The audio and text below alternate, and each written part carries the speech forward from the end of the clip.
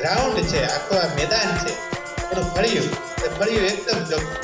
જે વ્યક્તિઓ આવ્યા એને જોયું છે કે આપણું મેદાન છે, આપણે જેમ સ્કૂલ સાફ રાખીએ છીએ એમ આપણો પડોશમાં આપણું ઘર આ પણ સાફ રાખીએ.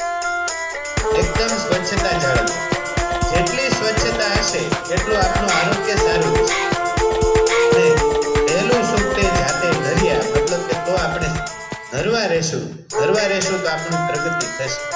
નહીંતર નહીં. બાળકો, જે પહેલું કર્તવ્ય નાગરિક કર્તવ્ય તરીકે વાત કરીએ તો કચરો છે એને આપણે ભેગો કરીએ, સાફ સફાઈ રાખીએ, આપણી શેરી સાફ રાખીએ, ચોખ્ખું ઘરનું આંગણું, ચોખ્ખું ઘરનું ચોક, બરોબર.